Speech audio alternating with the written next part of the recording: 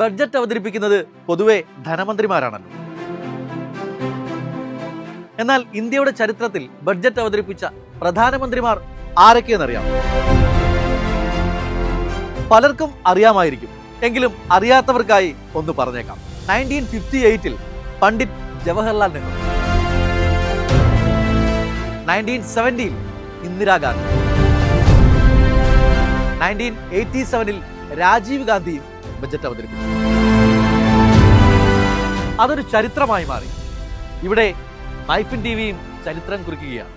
മലയാള മാധ്യമ ചരിത്രത്തിൽ ആദ്യമായി 11 ദിവസങ്ങൾ നീണ്ടു നിൽക്കുന്ന ബജറ്റ് അവലോകനം അവതരിപ്പിച്ചു. 3-ാം ദിവസമായ ജനുവരി 24-ന് ഇൻഫ്രാസ്ട്രക്ചർ, റെയിൽവേസ്, റിയൽ എസ്റ്റേറ്റ് തുടങ്ങിയ സെക്ടറുകളുടെ ബഡ്ജറ്റ് ഭാവിയെക്കുറിച്ച് വിദഗ്ധർ സംസാരിക്കുന്നു. കാണാൻ മറക്കരുത് ഫിൻപാക് യൂണിയൻ ബഡ്ജറ്റ് 2025-26 രാത്രി 7 മണി മുതൽ നമ്മുടെ സ്വന്തം മൈഫിൻ ടി വി. പിന്നെ സാമ്പത്തിക ഭദ്രതയ്ക്ക് നിങ്ങൾക്ക് വളരെ സഹായകമാകുന്ന മൈഫിൻ ടി വി ആപ്പ് മൊബൈലിൽ ഡൗൺലോഡ് ചെയ്യാനും മറക്കല്ലേ.